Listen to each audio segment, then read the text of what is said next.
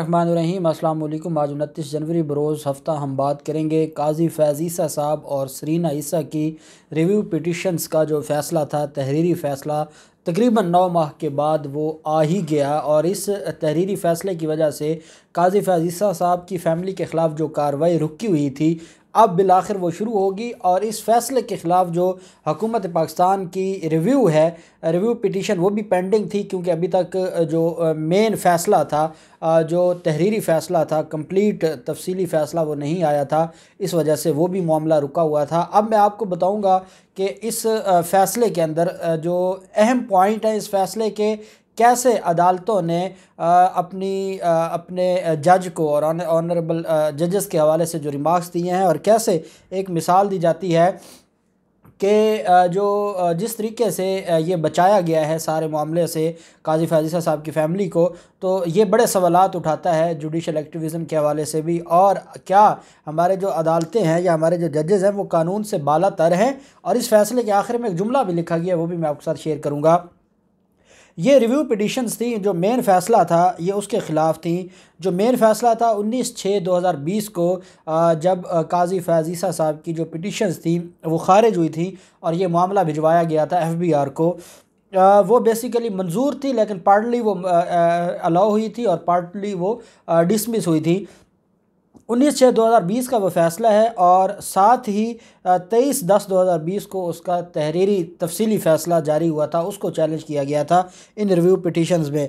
10 रुकनी bench था justice Umar Ata Bandial साहब की सरबराही में। जस्टिस मकबूल बाकिर साहब, जस्टिस मंजूर अहमद मलक साहब, जस्टिस मज़ाहिर आलम ख़ान मियाँ खेल साहब, जस्टिस सज्जाद अली शाह साहब, जस्टिस सैयद मंसूर अली शाह साहब, जस्टिस मुनीब अख्तर साहब, जस्टिस याहिया आफरीदी साहब, जस्टिस काजी अमीन अहमद साहब और जस्टिस अमीनुद्दीन ख़ान साहब। ये 10 रुकनी बेंच था जिसने ये केस को सुना था। और इसमें जो 4 जजेस थे, 6-4 से ये फ़ैसला आया था।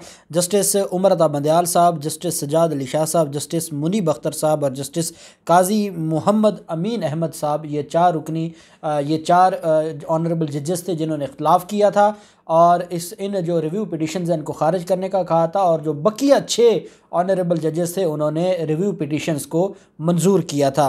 ये रिव्यू पिटिशन्स फ़ाइल की गई थी काजी फैज़ ईसा साहब की तरफ से, Sindh high court bar association की तरफ से, सरीना ईसा की तरफ से, सुप्रीम कोर्ट बार एसोसिएशन की तरफ से, Mohammad Asif Raiki president Quetta bar association, Shahnawaz Ismail vice chairman Punjab bar council, जिनका बाद में अपना लाइसेंस जो है वो जाली निकला था, degree, Balochistan bar council, Pakistan federal union of journalists, Abid Hussain Minto और Pakistan bar council through vice chairman. ये इन लोगों ने रिव्यू पिटिशन्स फाइल की थी। इन रिव्यू पिटिशन्स में सिवाय काजी फैज़ ईसा साहब की जो रिव्यू पिटिशन नंबर है CRP नंबर 296/2020, इसके अलावा बाकी सारी रिव्यू पिटिशन मंजूर हो गई हैं। काजी फैज़ ईसा साहब की जो रिव्यू पिटिशन थी वो खारिज हुई थी।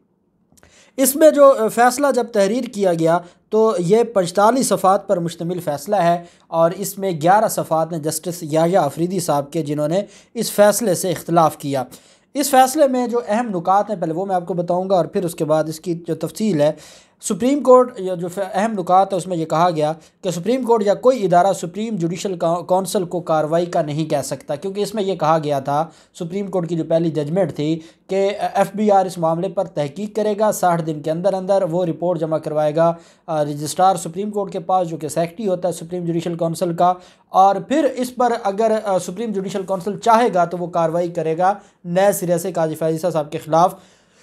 ये कहा गया है कि सुप्रीम कोर्ट या कोई भी इदारा सुप्रीम जुडिशल काउंसिल को कार्रवाई का नहीं कह सकता।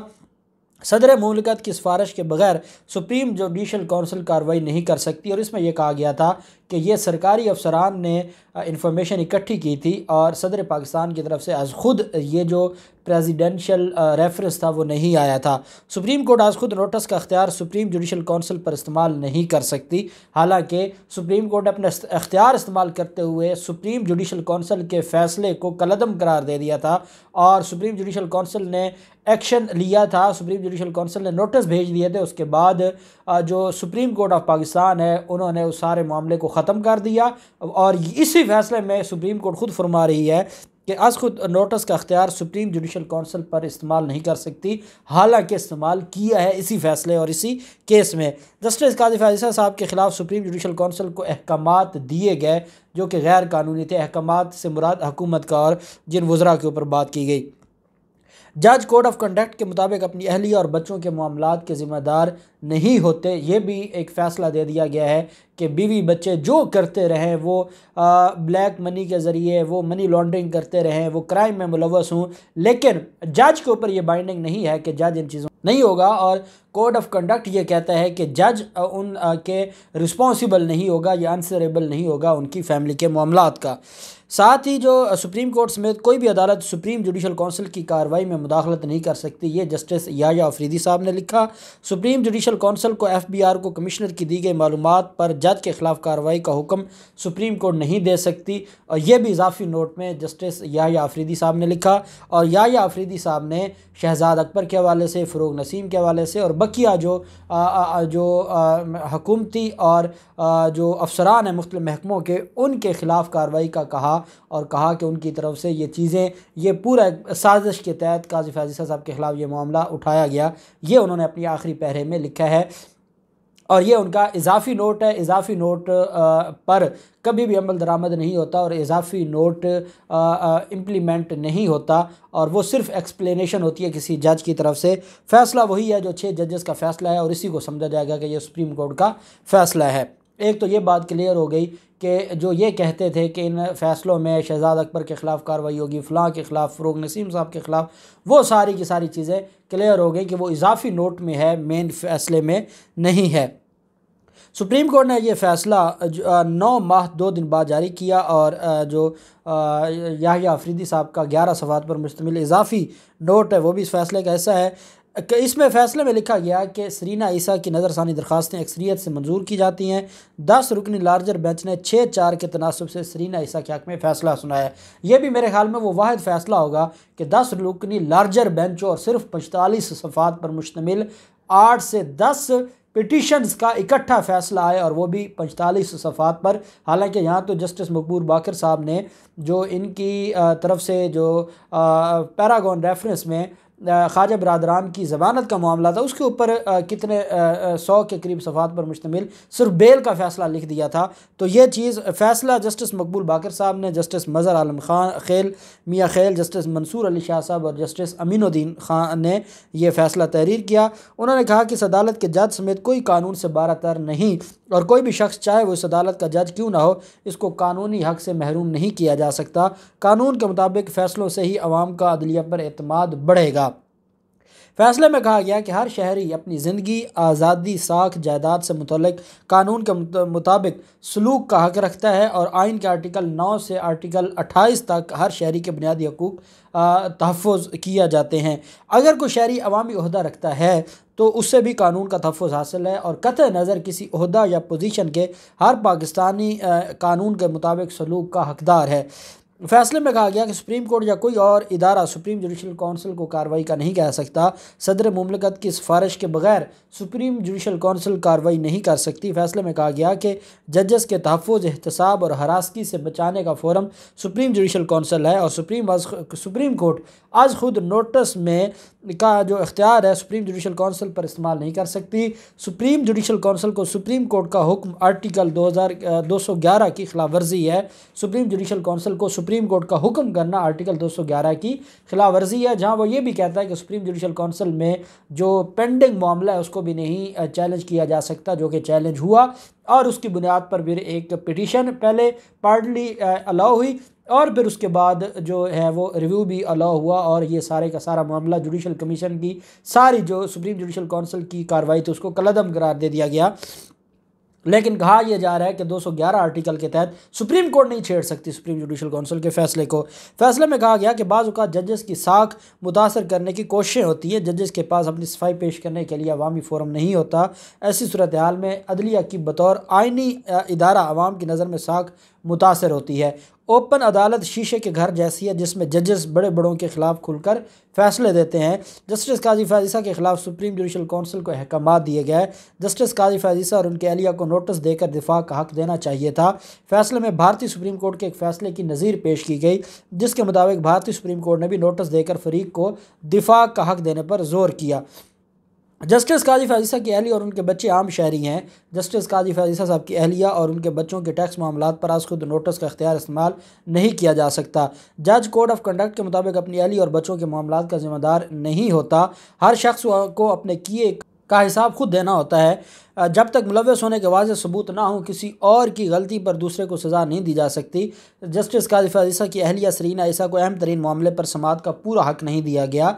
वीडियो लिंक के ज़रिए वो पूरी तकरीर करती रहीं और सुनी गई और कहा गया कि पूरा हक़ नहीं दिया गया। सरीना ईसा से उनके बयान में मामला FBI को भेजने का नहीं पूछा गया था। सिर्फ जज की अहलिया होने पर सरीना ईसा को आइनी हकूक़ से महरूम नहीं किया जा सकता। याह्या अफरीदी साहब के इज़ाफ़ी नोट में करार दिया गया कि सुप्रीम कोर्ट के 19 जून 2020 के फ़ैसले में FBI को तहकीकात का हुक्म दिया गया। FBI को तहकीकात का हुक्म देना आर्टिकल 211 और इनकम टैक्स आर्डीनेंस की हदूद से बाहर था। सुप्रीम कोर्ट समेत कोई भी इदारत सुप्रीम जुडिशल कौंसिल की कार्रवाई में मुदाखलत नहीं कर सकती। इनकम टैक्स आर्डीनेंस के तहत टैक्स कुनिदगान के खिलाफ कार्रवाई का मुकम्मल तरीक़ाकार मौजूद है। सुप्रीम कोर्ट ने अपने हुक्म में टैक्स हुकाम को कार्रवाई का हुक्म आर्डीनेंस में दर्ज तरीक़ेकार के ख़िलाफ़ दिया। सुप्रीम कोर्ट ने अबूरी फ़ैसले में टैक्स हुकाम को तहकीकात का हुक्म देकर कानून साज का किरदार अदा किया। ये सारा कुछ तहरीर करने के बाद जिसमें एक बात जो मैं आखिर में आपको बताना चाहता हूँ, ये कहा गया कि एक जज पर जो हमला वो पूरी अदलिया की आज़ादी पर हमला होता है। ये भी इस फैसले में कहा गया। आपने ये देखा होगा कि इस फैसले में ये कहा गया कि जो FBI का कानून के मुताबिक कार्रवाई बनती है वो एक अलग मामला और उसका प्रोसेस अलग है। इसका मतलब ये हुआ कि FBI कार्रवाई कर सकता है और ये भी देखा जा सकता है कि FBI जब कानून के मुताबिक सरीना ईसा एंड कंपनी के ख़िलाफ़ इंक्वायरी कर सकता है और अगर उसमें ये बात सामने आती है कि काजी फैज़ ईसा साहब भी कहीं ना कहीं मुलव्वस थे तो फिर डेफिनेटली वो रिपोर्ट सामने आएगी और ये मामला को ख़त्म नहीं होगा। सिर्फ इंतज़ार किया जा रहा था तहरीरी तफसीली फ़ैसले का। उसके आने के बाद इस मामले को FBI आज खुद देख सकती है। FBI ने अपनी रिपोर्ट सुप्रीम कोर्ट के अहकामात की रोशनी में मुकम्मल करके सुप्रीम कोर्ट के जो रजिस्ट्रार हैं उनको जमा करवा दी हुई है और वो रिपोर्ट भी देखी गई थी जब सुप्रीम कोर्ट में ये केस चल रहा था। तो सुप्रीम कोर्ट की तहकीकात मुकम्मल है और आज सिरे नौ कार्रवाई की जा सकती है। सुप्रीम जुडिशल कौंसिल नहीं कर सकता तो FBI तो कर सकती है और उसमें अगर ये बात सामने आती है तो फिर उसकी बुनियाद पर सदर मुमलिकत दोबारा रेफरेंस भेज सकते हैं। ये बात आप याद रखें, दोबारा रेफरेंस पर पाबंदी नहीं लगाई जा सकती। ये उस रेफरेंस से बचने का एक तरीका था। दूसरी बात यह है कि जो रिव्यू अब हुकूमत ने दायर करना था, जो लोग ये कह रहे हैं कि एक फ़ैसले का एक ही रिव्यू होता है, मैं उसकी मिसाल दूंगा कि सिविल अदालत का फ़ैसला आता है मेरे हक़ में, मुखालिफ फरीक जाके सेशन अदालत में अपील करता है और सेशन अदालत जो डिस्ट्रिक्ट अदालत है वो उसके हक़ में कर देती है। तो क्या इसका मतलब है अपील का एक ही हक़ था वो उसके हक़ में हो गया और मेरा हक़ ख़त्म हो गया? नहीं, मैं फिर उस फैसले को चैलेंज कर सकता हूँ। कहाँ पर चैलेंज करूँगा? मैं उस फैसले को चैलेंज करूँगा हाई कोर्ट में। तो इसी तरह रिव्यू, क्योंकि फ़ैसला उनके ख़िलाफ़ आया था, उन्होंने रिव्यू किया, रिव्यू उनका मंजूर हो गया। अब वो जो रिव्यू मंजूर हुआ है उस फैसले से किसके ऊपर कौन एग्रीव्ड है? वो हुकूमत है, वो वफाक है। अब वो रिव्यू फ़ाइल करेंगे और वो रिव्यू इस फैसले के ख़िलाफ़ फ़ाइल करेंगे जो कि काबिल समात होगा। और ये मामला अभी बंद नहीं हुआ, ये मामला बड़ा दिलचस्पी के साथ आगे बढ़ेगा और काजी फैज़ ईसा साहब के चीफ़ जस्टिस बनने से पहले पहले इसका कहीं ना कहीं जो है वो इसके नताइज आ जाएंगे और ये मामला आगे जाएगा। देखते हैं क्या होता है। जो भी तफसीलात होंगी आपके साथ शेयर करते रहेंगे। अल्लाह पाक पाकिस्तान का हामी नासिर हो। बहुत शुक्रिया। अल्लाह हाफिज़। पाकिस्तान जिंदाबाद।